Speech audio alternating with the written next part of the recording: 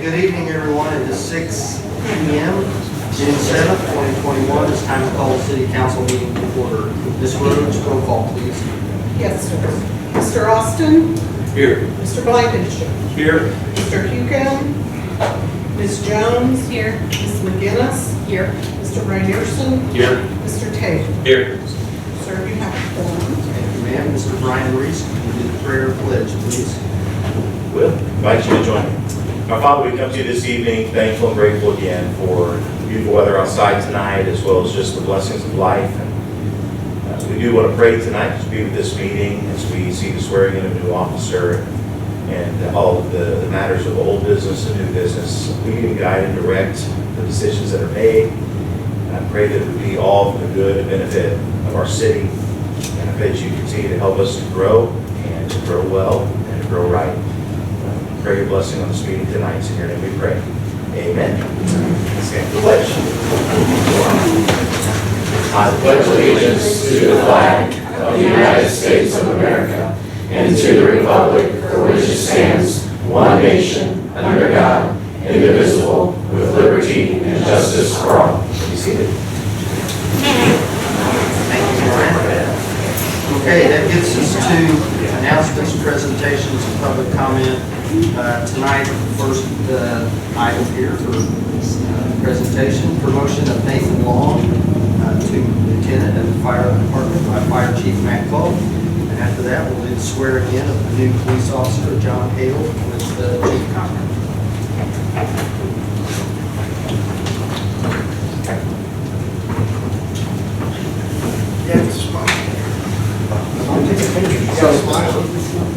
You can tell we've got this down pat. Everybody knows when to move.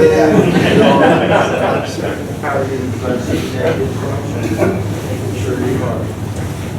Okay, raise your right hand, sir.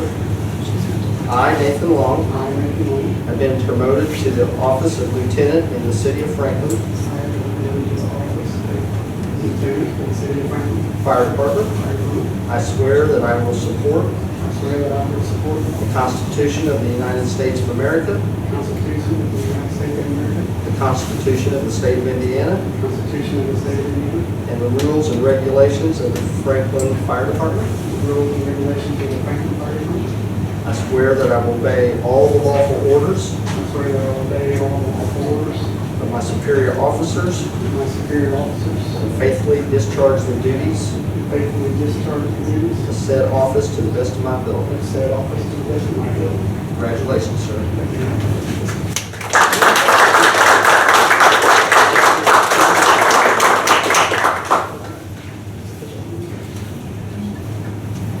Back down.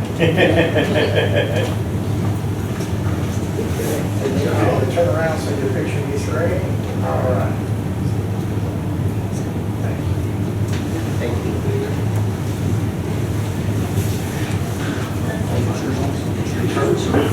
Sir Dale. Good to see you.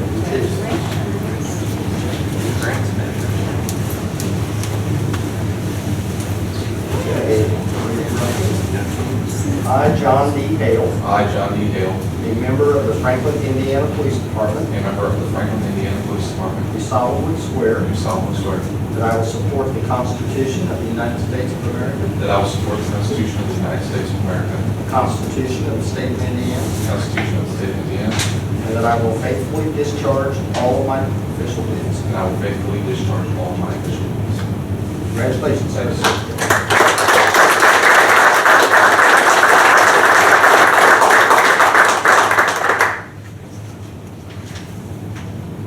Don't move on.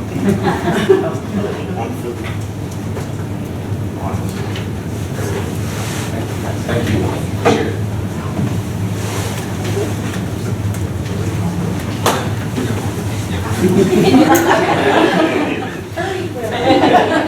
You guys almost got He's taking you out to dinner, right?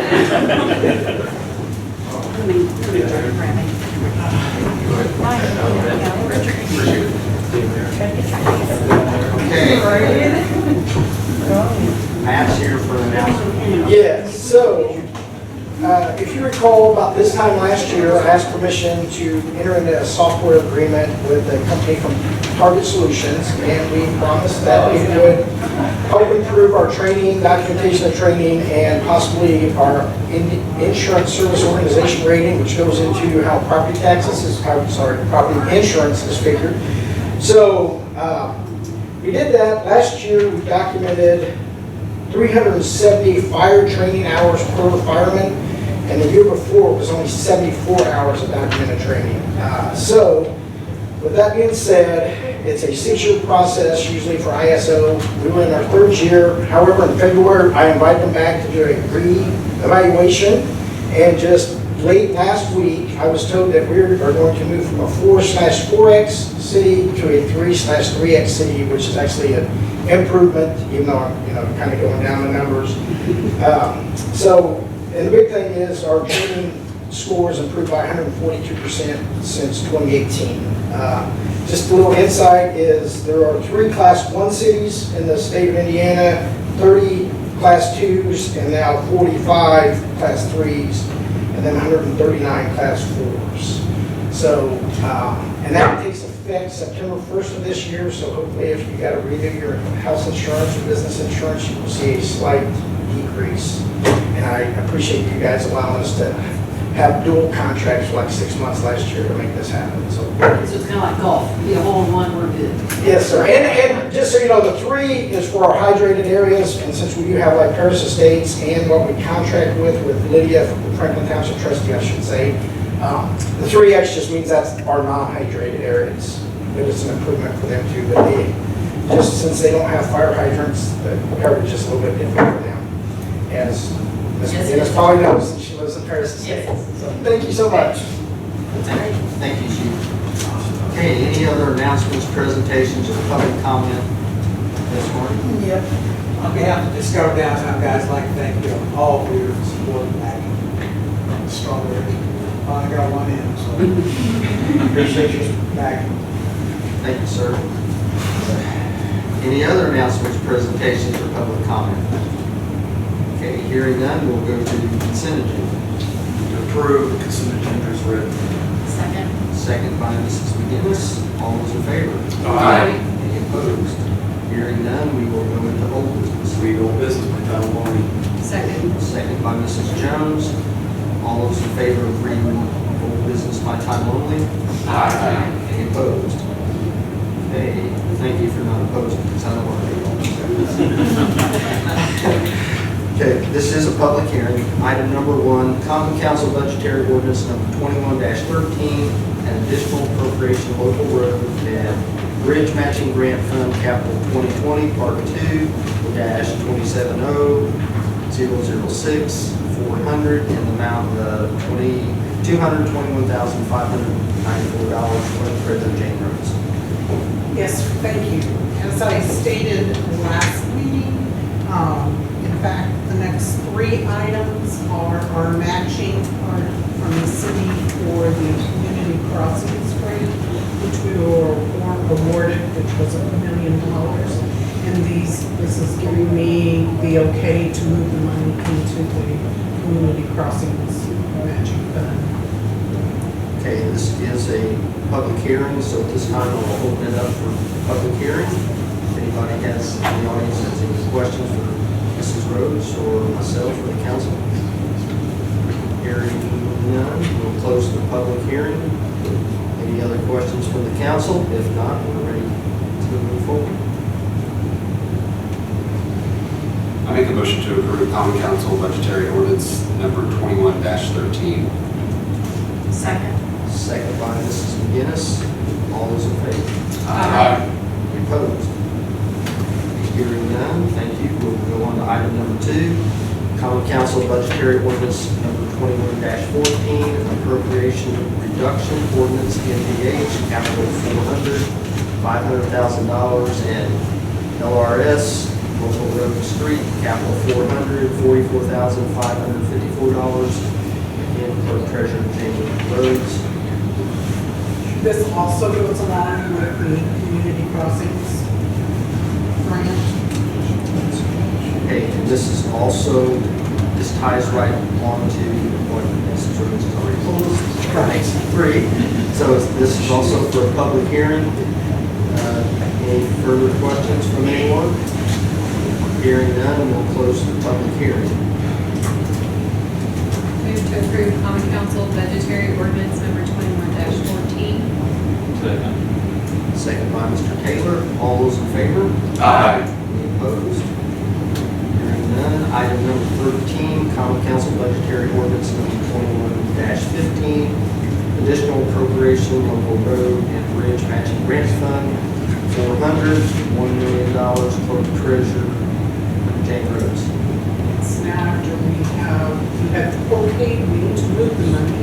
Now I need you to okay me to be able to spend. That's what this one is.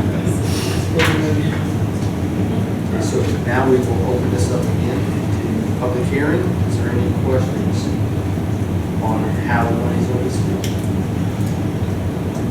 Hearing none, we will close the public hearing. Any questions from the council? If not, we're ready for action. Move to approve. Second. Second by Mr. Reinerson. All those in favor? Aye. Any opposed? Hearing none. That gets you done for a little bit, Jane. Yes, sir. Okay. Common council ordinance number 21-11, approving resolution number 2021-13 of the City of Franklin Planning Commission, rezoning certain property to PUD land unit development, to be known as Homesteads and Hillview PUD, updated 2021, senior planner Joanna Myers. Good evening. Here for the petitioner is Jim Admeyer and Greg Ilko. The request before you is a public hearing for the PUD update for homesteads at Hillview. Most specifically, the modifications are for the section that has not been developed, which is being labeled as Windsor Development. This was before the Plan Commission April 20th and was forwarded to City Council with a favorable recommendation. Included in your updated packet was a copy of the minutes from the Plan Commission meeting.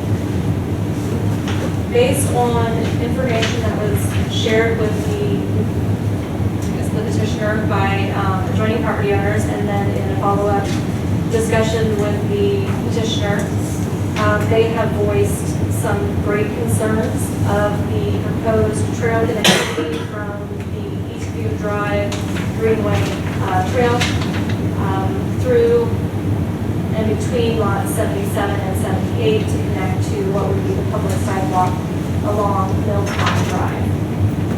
According to Indiana code, once an ordinance is provided to City Council, the City Council does have the ability to modify it or add reasonable conditions. Based on the information that we've heard from the property owners and discussions with the petitioner has agreed, should the City Council feel that it be appropriate, that the current ordinance be amended on the area called Common Areas 8 and 9 to remove the reference to 25-foot easement for the walking path. It's my understanding that the petitioner agrees to this. That's correct. The only way that that can be modified would be by official action of modifying it by City Council.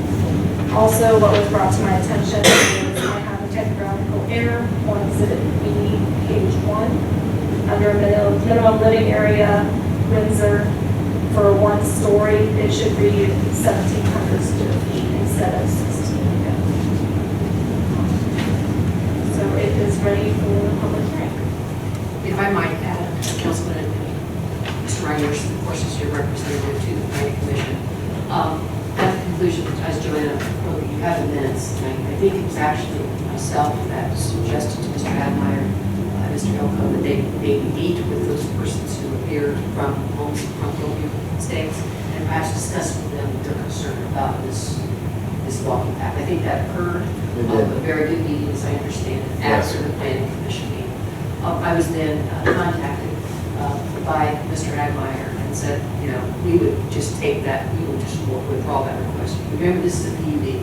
So in a PUD, what happens is the developer comes forward with the developmental standards, if you will, for that. So they voluntarily, they put this plan together, and so Jim asked appropriately, well, can I just withdraw that portion of the plan? Ironically, you can't, just withdraw it even though you're going to put it forward. And if you, and it makes some sense, because if a developer made a presentation to the planning commission and then came to you and withdrew the commitments they had made to the planning commission, it should have to go back to the planning commission. This is a unique circumstance and it's a little different because that was one of the issues, I think, Chris, you will remember, that was one of the issues that was thoroughly discussed at the planning commission level, was the concern of the neighbors in the adjoining property that they did not want that. So the way to keep this project moving and not making it start all over again over something that everybody appears to agree upon was to simply say, council, you have the ability to approve this and you make the condition that it not be rather than the developer withdrawing the condition. Same result, it just makes it more efficient since everybody seems to be on the same page.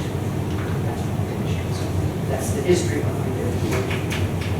Okay, so with that being said, I think it's probably appropriate now to go ahead and open up for a public hearing. So is there anyone in the audience has any questions about the trail or the sewer trail that you're talking about, or any other questions? Hearing none, we'll close the public hearing.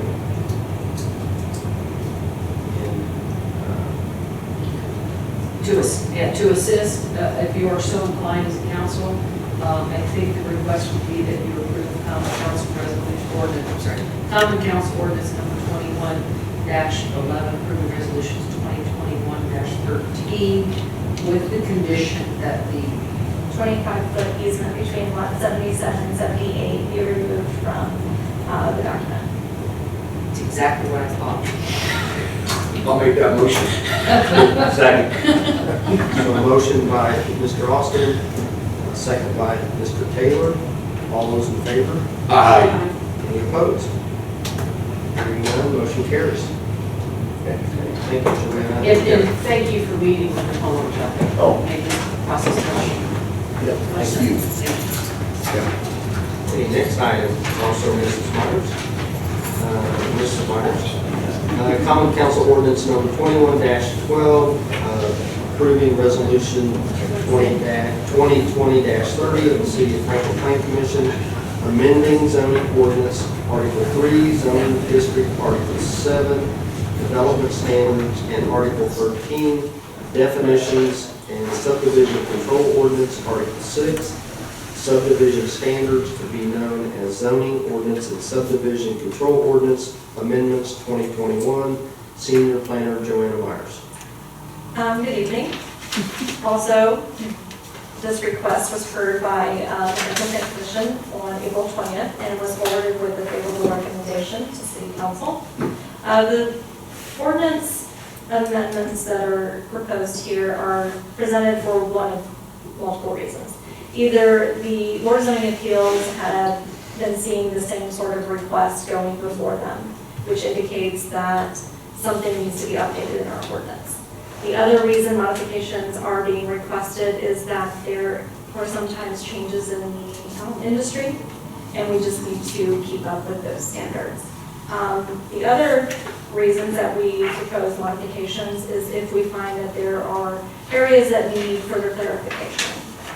So in order to go over a couple of these pretty briefly, hit the high points. This very first one, which is the modification of the industrial light and industrial general zoning districts. We currently do not have a definition for a trucking company. So further in this document, there is a proposed definition that outlines when a trucking company is determined. What we've been seeing is entities will come before us, ask where they could be located. Based off of the land uses that we have, the closest land use in our table was a truck freight terminal.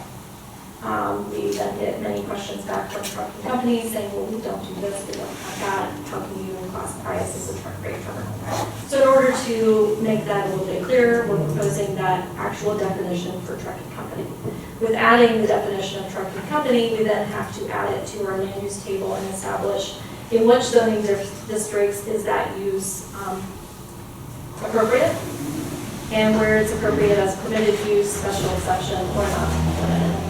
Currently, a truck freight terminal is a permitted use in the industrial general and is a special exception in the industrial light. We are proposing that trucking companies and truck freight terminals both be special exceptions in the industrial general, therefore always requiring Board of Zoning Appeals review and approval.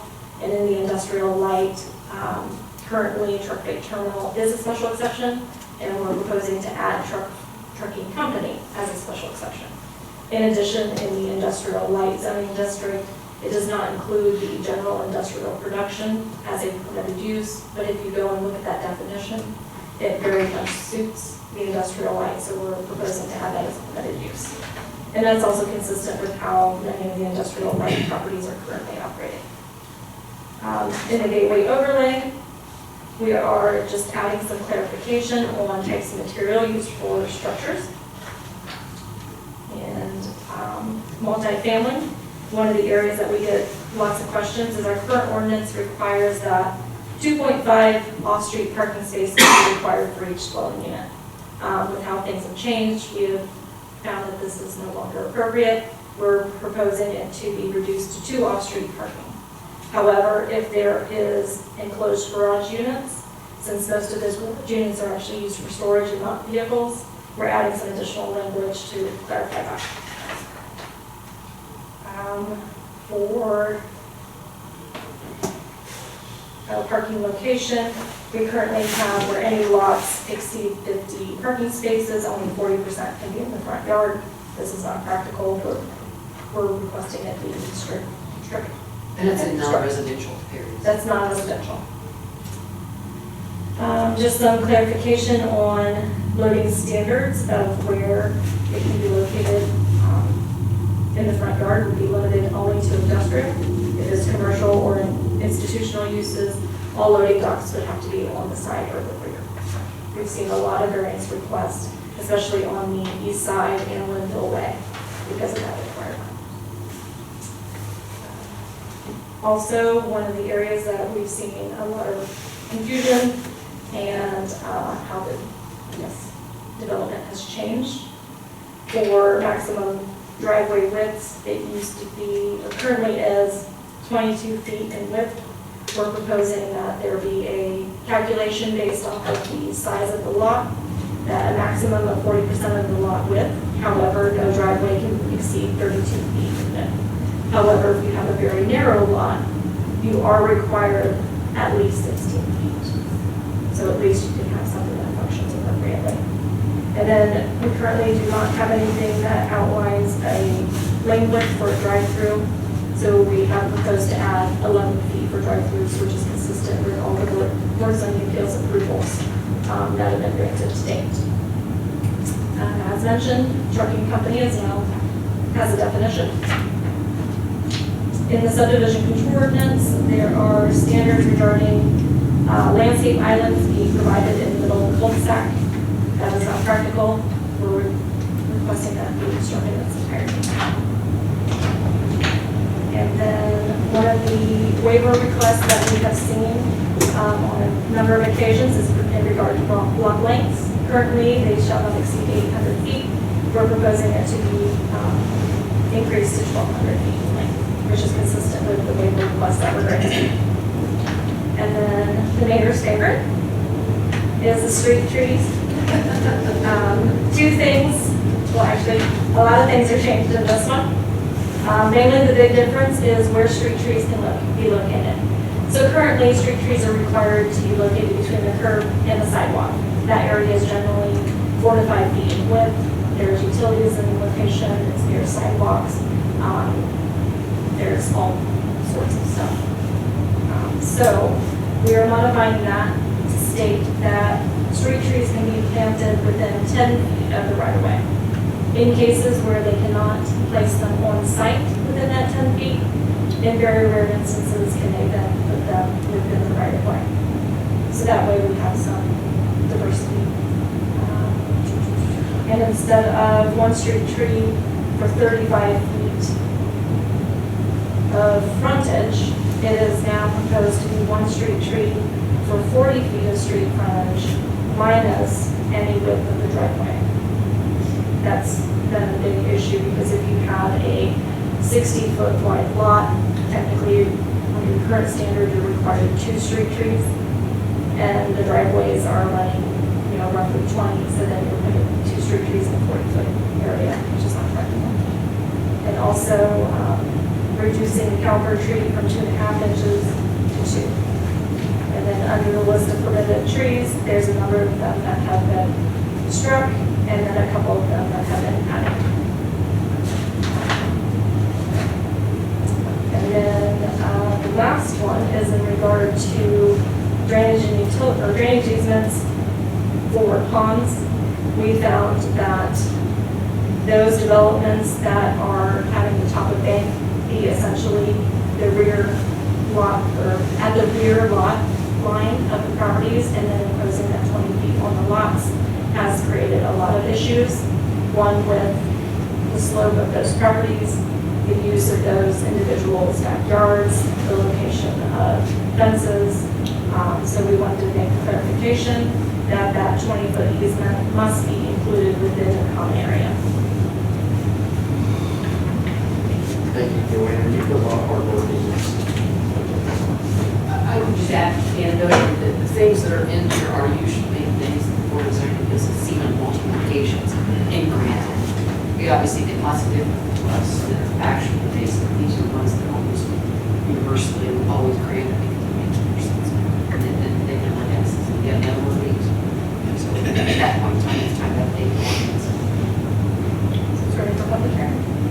At this time, we would open this up for public hearing. If anyone has any questions, I think you've done a pretty good job explaining that. Glad to see that the ash trees are gone, thank you. Yeah, so anybody getting up to run to the mic? We will close public hearing. I just want to make one comment, Joanna, about the clarifying the trucks and what they have to do with truck terminals. And I'm here every day, and we have had time and time again with people trying to tell Joanna what our ordinance says, and try to say we can do this, and we have to constantly say, no, you can't do that. So this is just clarifying, and I appreciate that. So, anyone, any questions from the council? Trying to make clear, are you saying that no longer valid where you have trees between the sidewalk and the street? No, those are current, those are still valid. These are But still any new development would not be required to put them between the curb and the sidewalk. If they're located within 10 feet on the property of the right of way, Right. then those can be counted as a street tree. And Joanna, just to clarify, it's the same amount of trees are required. We're not changing that, correct? We went 40 to 35. Yeah. but It's that's- changing slightly, but it brings it more in line to what would be practical that would survive. People plant trees that die. And we've actually had these subdivisions where after 6 months, we've had people, the trees are in front of signs and in front of mailboxes and water pits, and it's just not practical. So the street department's back out trying to fix that, so. And actually, as an example, in Cumberland Trace, we walked the subdivision with the contractor and identified all the trees that they had to relocate, because either they located them in site visibility triangles, they were in front of stop signs, they were immediately adjacent to water meters, and I think we ended up relocating between 25 to 30 trees. So this proposal would eliminate the number of instances where a tree would be planted in an area that it shouldn't. You know, being from Franklin, obviously, and noticing a lot of sidewalks downtown that are tore up, you know, from trees, tree roots specifically. I've had 2 homes I've owned in Franklin that had sidewalks tore up that I had to see had to come in and redo because of that. I'm kind of glad that we're looking at that, so appreciate your work too. Thank you. Any other questions for Joanna? If not, I think we're ready for action. I move to approve ordinance 21-12. Second. We'll give that second to Mr. Ryder. All right, So we have a motion and a second. All those in favor? Aye. Any opposed? And I would just like to note that all of these modifications and clarification of information is a joint effort of lots of members of the planning and engineering department. For example, with our arborist, with street trees, Alex actually interested in Mark Richards also assisted in all of this, along with Lynn today. Thank you, Joanne. Okay, that gets us to new business. Redo business for time only, guys. Second by Mrs. McGinnis, read by title only. All those in favor? Any opposed? Hearing none, we'll go to item number 1, which is introduction only. Common Council Budgetary Resolution number 21-04, amended, authorizing a transfer from MVH restricted fund $455,445.93 and LRS fund $544,554.07 for local roads and bridge matching grant fund for Treasurer Jane Rhodes. Before you last month, when I may need your, for last meeting, I may need your. Sure, I work with Sharon on it, so. We,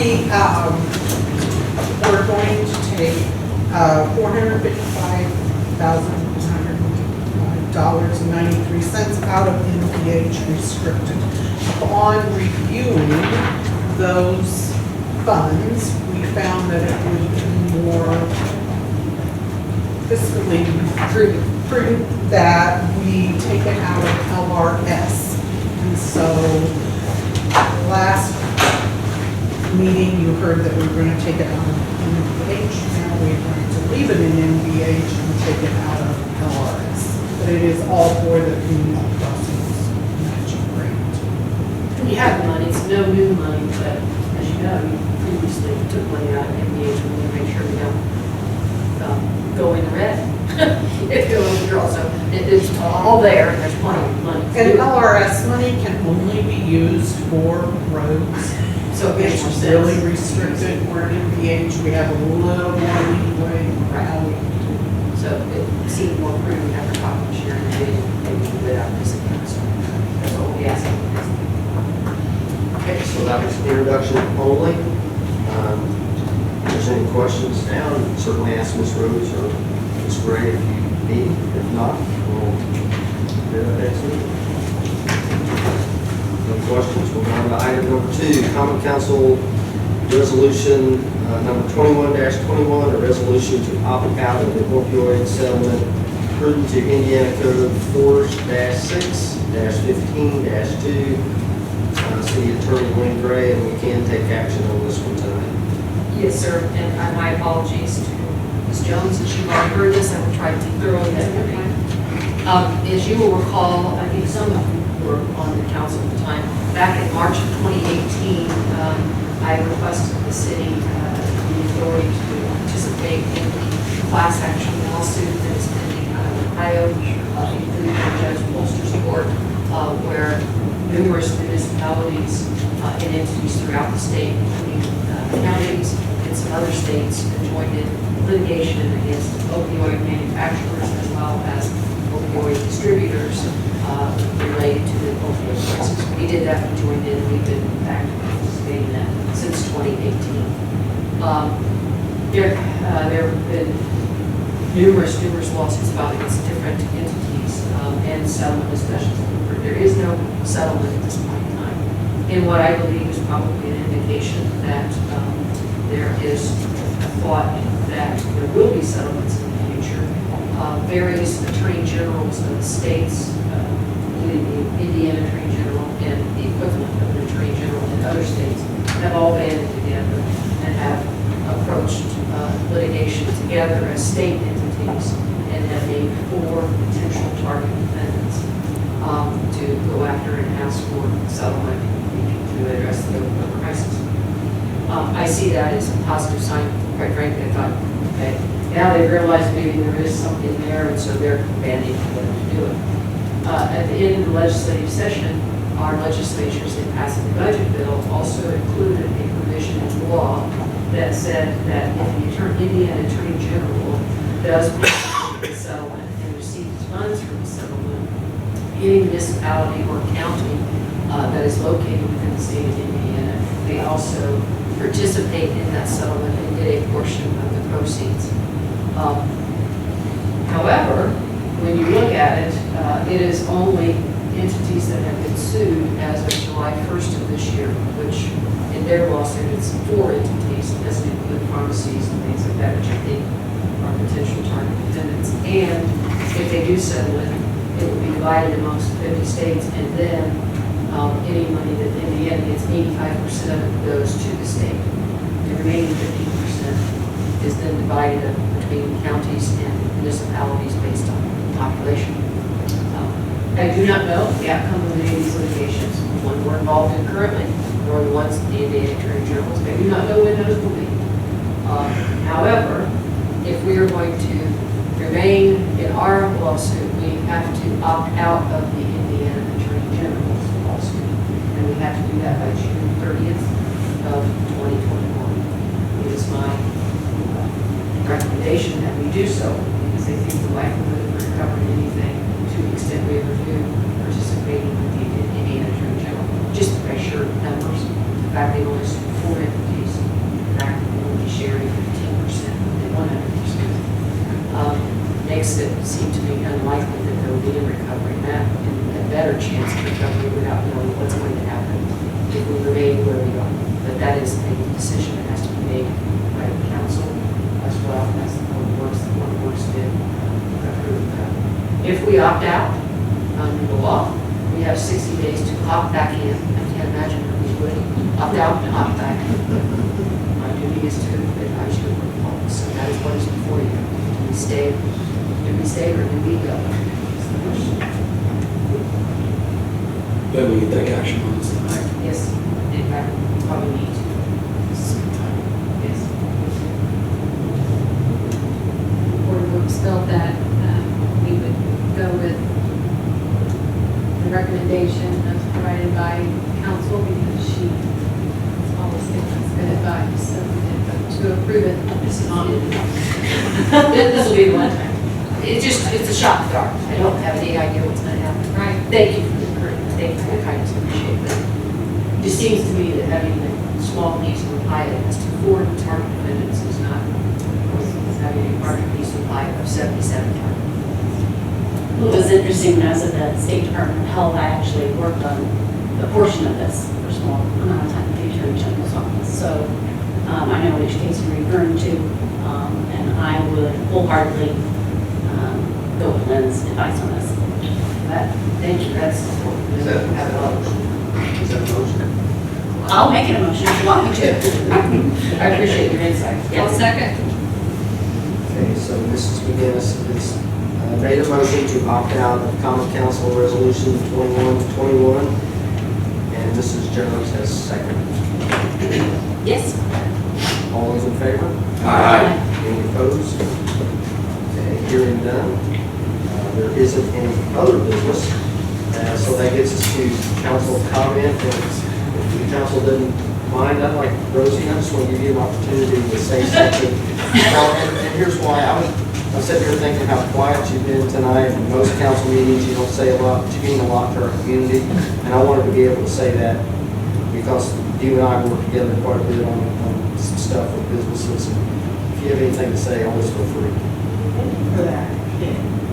I mean, we're still moving forward, keeping busy, and we're going to have a really exciting speaker this Thursday. UDOT Commissioner Joe McGinnis is going to come hang out with us at our lunch, and of course you all are invited to anything that we do at any time. So we'd love to see representation happen. You can tell Joe he's never threw tomatoes at me, so I'm not going to throw any again. Okay, good. I'll be really. Okay, thank you, Rosie. Thank you. Okay, so, Mr. Austin? Council? I don't have anything, Mayor. Mr. Blankenship? No comments. Mrs. Jones? No. Mrs. McGinnis? No, thank you. Mr. Ryan Harrison? I just want to say I will not be in attendance at the next meeting. I'll be on a nice sunny beach in Florida. It's not fair. We're Mr. Taylor? Nothing tonight, sir. Mrs. Rhodes? Nothing, Mr. Brown. Mrs. Ready? No, sir. Okay. We ready for a motion to adjourn then? Second. Motion and a second, all in favor? Aye. All right, thank you.